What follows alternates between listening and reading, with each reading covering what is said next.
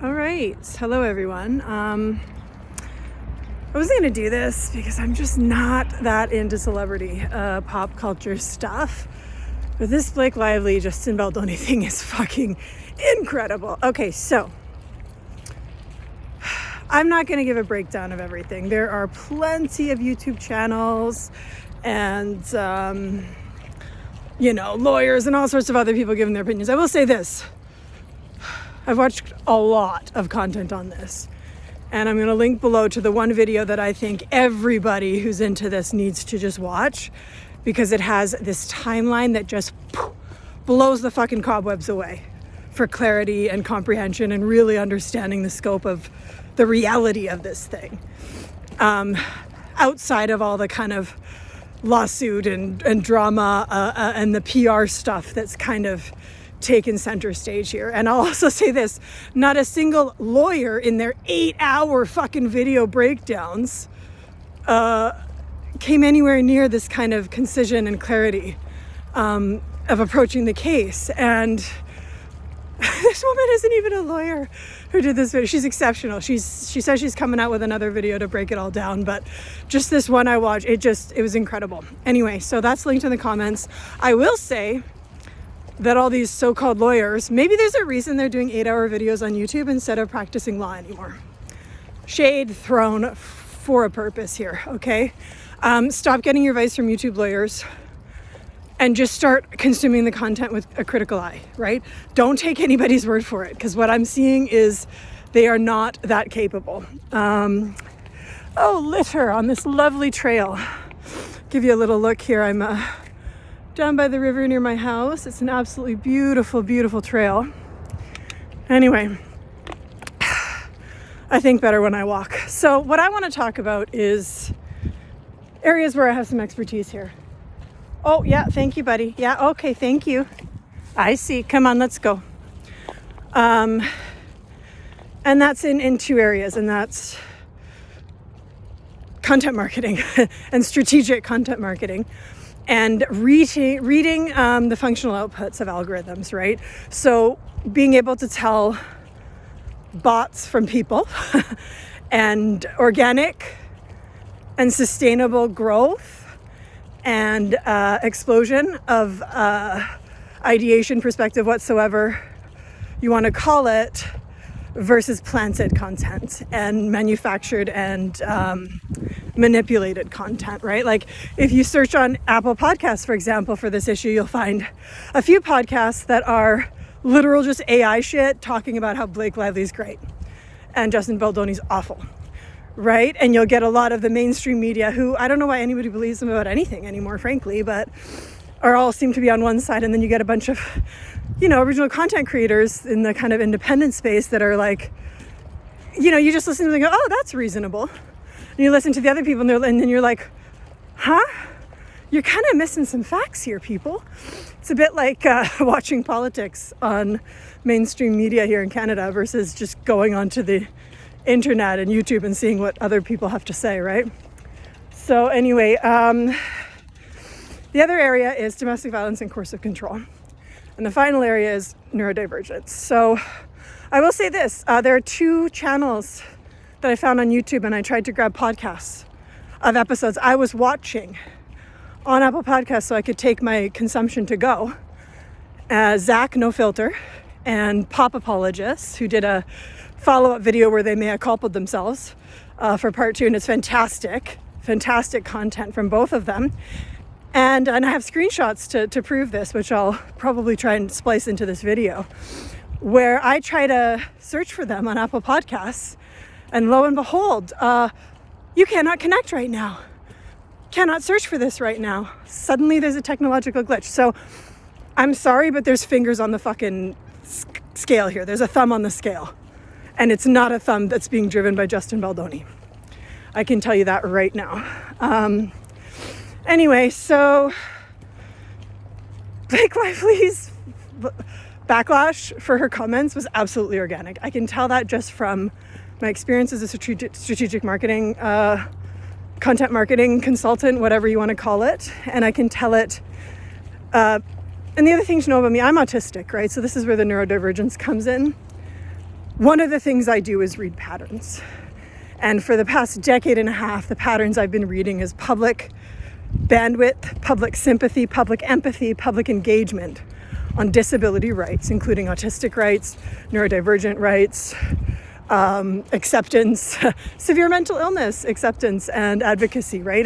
And seeing what the general populace's perspective on that. And I'm going to tell you, when it comes to disability, mental illness, things have gotten worse, not better, over the past 10 years of so-called progress and tolerance and acceptance.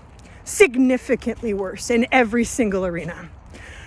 So that's kind of where I get my ability to read an online discourse and differentiate between organic and non-organic. I also am an advanced reader with, critical theory and literary degrees and all of those things, which allow me to, well, frankly, what would you call it? It's like how the criminologist can read a letter from a killer and tell you who they are.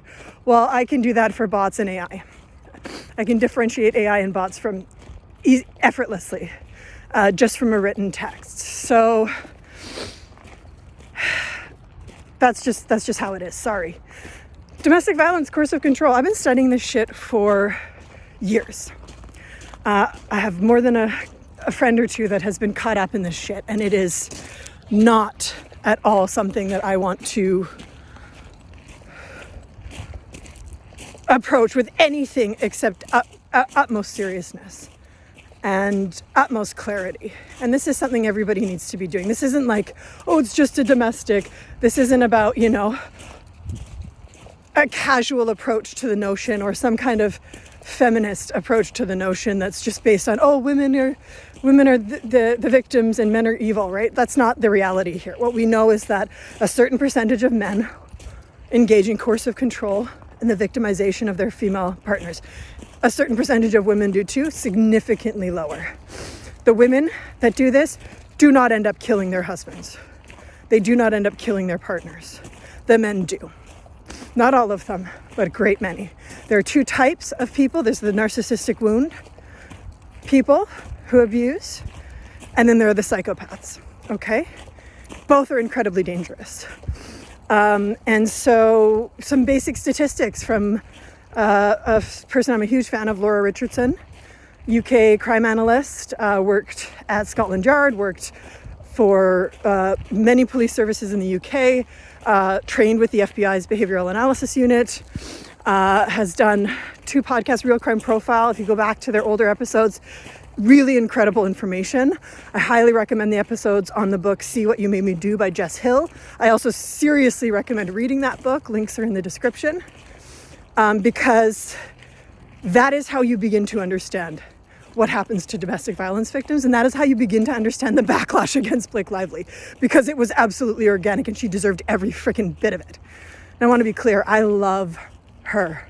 Well, I love her face. I love watching her. I am an sensory seeking autist, which means I seek out sensory input as well as avoid sense. People think autistic people just avoid all the bad sensory data, but some of us also seek it out. So I have many actresses and actors that I follow simply because they're aesthetically pleasing to look at and believable enough in their roles that I enjoy watching them.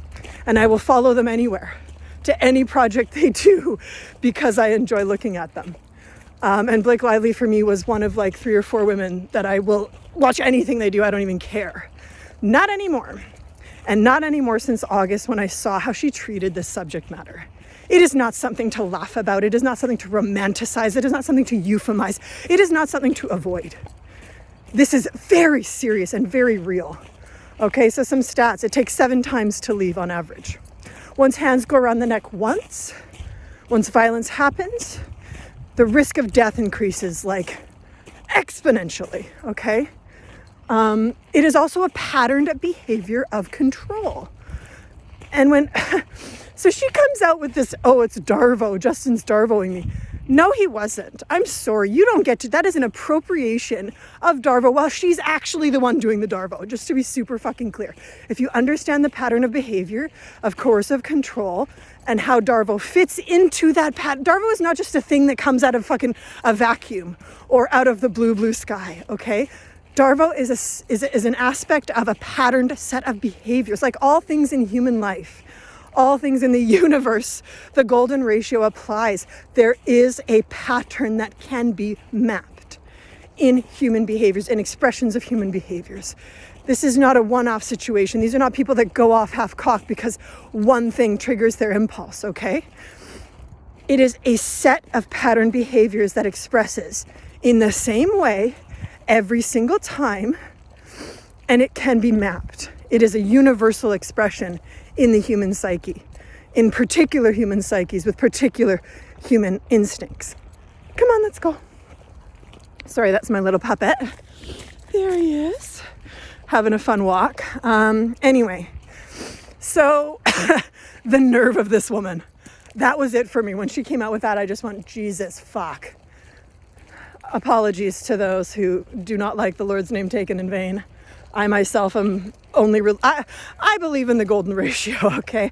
I believe in universal expression of balance and the universal flow that dictates all things and creates all that we are in and see and breathe and touch and everything that moves within us, okay? It is also the thing that allows us to grow and do better and make better decisions and learn and map out these pattern behaviors so we can avoid or correct them, okay? Anyway, the only person engaging in narcissistic abuse here is Blake Lively and potentially Ryan Reynolds, so it'll depend on whether he's another one of her victims or not, I guess. Anyway, I've been studying coercive control and domestic violence, which are not two separate things. They are one thing. They are a patterned set of behaviors, okay? And coercive control doesn't always come with physical abuse. And it is still just as fucking dangerous and just as potentially fatal. And it is not something to be euphemized or made a joke out of, okay? I started studying coercive control, especially now, right? This is the thing you need to understand. When I started studying and learning about this, and again, I'm an autistic person. When I say I do research, that doesn't mean I watch a few YouTube videos and read Wikipedia. It means I deep dive and consume everything. It becomes a special interest. And if you don't know what that is, I'll put a link in the description so people can understand the difference between an autistic person saying they research something and anybody else saying they research something, okay? I'll try and include a bibliography if I have time to write it out. But in the end, I started studying this really deeply in 2018. I'd spent about 2 years researching cults, Scientology, NXIVM. Whoa, that was really fun and interesting to kind of get into and understand. And the thing to understand about that is leaders of these cults are narcissistic abusers that engage in coercive control and the patterned set of behaviors that domestic violence perpetrators use. Now, all of this came out of a study done in the 60s, I believe it was the 60s, it might have been the 50s, but there was a psychologist that was studying these Marines and these US servicemen that had been held captive in Chinese prisoner of war camps, right? And they came out and they were like pledging allegiance to China and all of this, and they couldn't understand. These men were American soldiers, they'd been trained, and how could they possibly do that? And so everything we know about coercive control and domestic violence and this pattern set of behaviors that has since been researched to death by multiple professionals across multiple disciplines for many, many years, all coming to the same empirical conclusions, by the way, is that it is born out of that study that this guy did. And I'll try and insert the name of the guy and the actual study after this and put it in and splice it in. But anyway, so he studied these prisoners of war, and he found that it was the same set of pattern behaviors, right? So this is not just like, I don't know how to, anyway. In 2018, when I started researching this topic, all of the same things that are true now were true then. The only thing that is different is that in 2018, here in Canada where I live, and in most countries of the West, by the way, the rate of femicide, which is the death of women, the murder of women by a former or current intimate partner, someone they loved and trusted, was significantly lower than it is today. Okay, and by significantly lower, I mean the rate of femicide in Canada has increased 100% in the past 6 years. In 2018, it was a rate of 1 every 4 days. In 2024, 1 every fucking 2. That is not something to be fucked with and taken lightly and treated as some sort of romanticized ideal. Where are your florals? Fuck you and your fucking florals. Sorry, but are you fucking kidding me? So, that in itself is a problem. Now, if you actually begin to understand coercive control and you read through these lawsuits and this pattern of behavior, the only person engaging in narcissistic abuse as a pattern set of behaviors is Blake Lively. It is not Justin Baldoni by any stretch of the imagination. And every single thing in that lawsuit tells you. And this is not about what is being claimed. It is what you are reading in the text messages, the behavior, the demands, the requirements, okay? The difference between evidentiary values. And by that, I mean quantity and qualitative and quantitative evidence is never, ever going to be on the side of the abuser. Okay, the person who is doing the abusing is never going to be coming out with mounds and mounds and mounds of evidence. It's just not how it works, okay? They function on lies, gaslighting, and manipulation. And again, coercive control, extortion, coercion. These are not small things. And the only person doing any coercion in this here is Blake Lively, okay? Sorry, not sorry. Now, the last thing I want to talk about, and this is just something I'm going to touch on because I've heard lawyers and many other fucking assholes, oh, neurodivergence is an excuse for your behavior. Hang on a second. Wait, just a minute. A behavioral disability that is openly disclosed is not an excuse for behavior that the normative world finds discomforting? Huh. Interesting. Does that mean that having an insulin problem isn't an excuse for a diabetic to go into a fucking coma? Or whatever. I mean, I don't actually know. That's probably offensive. I don't mean to be offensive to diabetes. I'm not exactly sure how insulin and the coma works. But my point is, oh, wait a minute. So having severe heart disease isn't an excuse for having a heart attack? Like, what the actual fuck? And this happens all the time with people with what are considered mental illnesses or severe mental illnesses or, behavioral problems, right? It's like, it's the autistic thing where you're like, oh, I'm going to conform you to being neurotypical.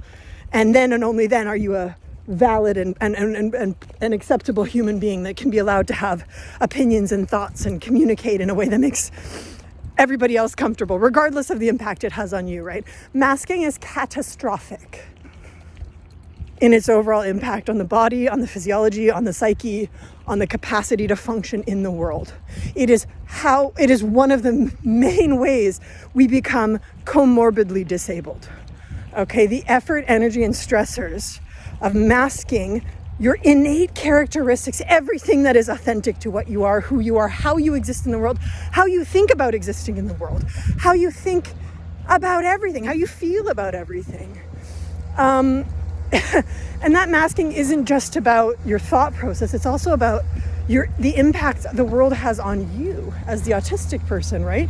The sensory input, the inability to process information, right? And the thing is, I think one thing I'm going to just say, especially for autistic people, is we are taking in exponentially more sensory data than anybody else that is not autistic, right? We have to imbibe, accept, intake significantly more sensory data than an average person because we have sensory heightened acuity. We have heightened sensory acuity, right?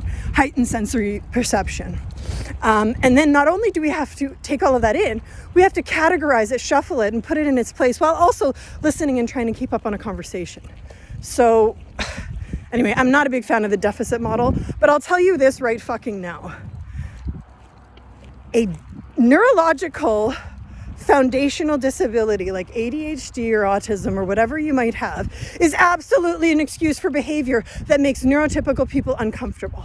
It is not an excuse for actual abuse or assault or any of these other things, but the number of people, professionals, who I even seek support from in human rights complaints about being discriminated against that say, oh, you're being rude, because I won't just let them talk at me. I interject and I ask questions and I try to get specific and I try to get clarity and I try to understand how these things are working. And I'm not always pleased and grateful and like, you know, I don't waste time with bullshit or let's go, or any of the kind of, you know, pleasantries, because I'm trying to get things done. I'm trying to approach something and I'm trying to understand it from a significant deficit, right? I don't understand how things work because the way things work doesn't make any fucking sense. Sorry, autistic people should be in charge of building systems. I don't think we should be in charge of managing them and implementing them necessarily, because frankly, I don't know. You want to know what happens when autistic people get in charge of like censorship? We've seen what happens, okay? It's not necessarily a good thing. We get too literal, we'll take things in too specific a way. There isn't always the capacity for nuance in the black and white thinking. However, you want to build a complex system that works for everybody as well as it possibly can. Yeah, you want autistic people involved in that process. You want to know why Elon Musk does so well in his businesses? Because he comes in with an autistic brain, looks at the complex system analysis from a macro level and applies autistic logic and autistic thinking and autistic systems to them. And then he lets other people take control of implementation and day-to-day management. And it's beautiful, okay? It is a beautiful thing. So the idea that my autistic behavior is not an excuse for being autistic, like being autistic is not an excuse for autistic behavior, fuck you. Same thing goes for neurodivergence. Now, I don't know Justin Baldoni's story. I'm not going to speak to the ADHD of it all because that is not an experience that I share. But any lawyer who tells you that being disabled is not an excuse for being disabled needs to go fuck themselves. Sincerely. Anyway, so those are my thoughts on the issue. Straight up, Blake Lively seems to be, by all available metrics and data and evidence, a narcissistic abuser.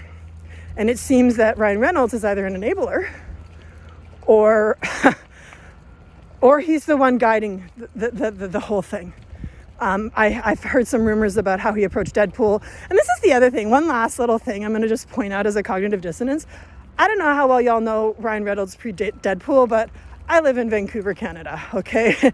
He's like our homegrown boy. Him, Michael Bublé, and poor fucking Justin Bieber, who, well, that's a story for another day, what happened to that young man. But anyway, and waiting, then what? This man is the most crass and offensive human being that I've met, really, with very few exceptions, right? Like, he's funny, but even I have found his humor to be just a bit much.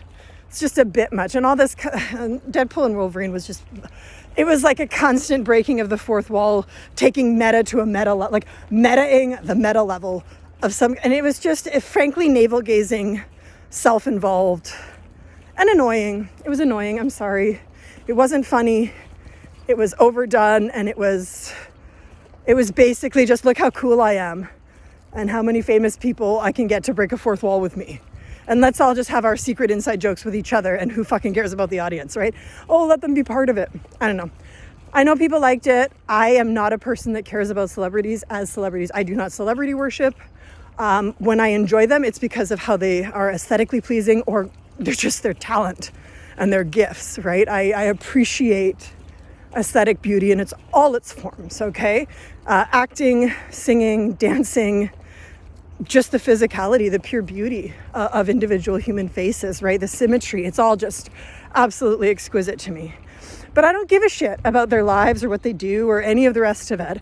And the only reason I got interested in this is because I find domestic violence and coercive control to be hugely important issues that don't get discussed enough with enough clarity, detail, and understanding to make any kind of change. A lot like what we see with mental illness. People want to talk about how it's a problem, but they never want to talk about how we actually fix it and what the specifics are and the nuances, the complexities, and the patterned sets not only of the behaviors of the illnesses and or the coercive controllers and the victims, but also the patterns of how humans engage with them in public space, in the public forum. The avoidant nature of the human brain from looking too long at things that hurt, things that are devastating, things that are catastrophic and monstrous and deeply, deeply difficult to grapple with. And when I saw how she was promoting that fucking movie, anyway, so that's my take on all of it. I hope that gives people some things to think about that aren't getting bogged down in kind of the back and forth PR narrativization of this situation. Justin Baldoni's lawyer clearly does understand domestic violence and coercive control, clearly does understand the statistics and the realities in ways that it's also very clear that Blake Lively and her entire team have absolutely no concept of or interest in gaining a concept of. And in a movie about domestic violence, and when I heard about how that movie ended, oh, everything's fine. Sorry, but coercive controllers, domestic violence perpetrators, they don't just let you go. And the idea that they will just let you go if you're just strong and resilient enough is fucking offensive to the actual victims stuck in these scenarios, stuck under the thumbs of these people and the patterns of behaviors and horrific abuses that they engage in after a person leaves or when they try to leave. There is no time more dangerous for any woman in a relationship where domestic violence and coercive and control are at play than when she tries to leave. Her risk of death goes up exponentially when she tries to leave. They need a plan and they need a system. It generally takes 7 times to actually leave successfully. And that is not something that we shame women for. And this is not a story that should have been told the way it was, and it's not a story that should have been promoted the way it was. And yeah, anyway, that's my take on it. Hopefully it gives you some things to think about, and hopefully it makes you stop and be like, you know what, maybe instead of watching my 18th hour of the 12th creator breaking down the details and specifics of all of this, maybe instead I should go read that book by Jess Hill, See What You Made Me Do. Maybe I should go and find episodes of Crime Analyst by Laura Richardson, podcast by Laura Richardson, and episodes from Real Crime Profile, also with Laura Richardson, Jim Clemente, and a woman named Lisa Zambetti. Jim Clemente being an FBI profiler. Lisa Zambetti was a casting director, I guess, for Criminal Minds. Jim Clemente helped write Criminal Minds because he was an actual FBI profiler for years. Laura Richardson, expert on domestic violence, stalking, and coercive control. Go and learn about this stuff. You know, you can listen to victim stories too. I think that's important, but victims don't have all the information always either, right? All they have is their personal experience. And we're in a world now where victimization and victim narratives no longer hold the weight with public opinion. We need to start grounding ourselves in data, facts, and empirical, repeated data sets that demonstrate patterns of behavior so that when we see that pattern, we recognize it. And when someone accuses someone of engaging in that kind of behavior, you're like, yeah, you know what? Yeah, maybe one thing they did seems like it could be a problem, but none of this shit exists in a vacuum, okay? It is a set of pattern behavior. And it doesn't look like what they're saying this is, okay? The only person, as I said, that is engaging in a pattern set of behaviors that look like coercive control and narcissistic abuse is Blake Lively and her team. And yeah, so if you've been drowning in this shit, looking for whatever you can find to watch on it, take a beat and think about going and looking into some real data sets, looking into how this actually works in applied reality, and looking at where this film failed and maybe consider why it did. Personally, I will not watch it until I see Justin Baldoni's cut. I'm very curious to see how he wanted to approach this story. And yeah, they're tied down to Colleen Hoover's book, which, by the way, appropriative narrative. She was not a victim, from what I can tell. It seems like her mother was, and her mother shielded her, and her mother was able to successfully leave. But from what I understand from people that have read the book, for the most part, it's this kind of somewhat romanticized and euphemized approach to the idea of it that would make sense from a child's eyes, and a child that was justly and rightfully and wonderfully protected from the full reality of what her mother was experiencing. And you can't fault that. I think that's great.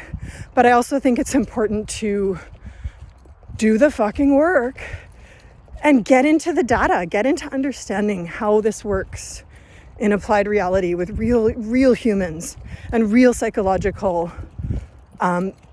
deficiency. I mean, dark personalities, man. I'm also going to link to a Twitter account that I think does a really good job at just talking about how dark personalities work and what they do and how we approach them. You might have heard of it as the dark triad, the dark tetrad, Machiavellianism, sociopathy, psychopathy, narcissists, and that would be malignant and covert, and it goes on and on and on. I like her because she just kind of piles them all into this one space of these are dangerous people.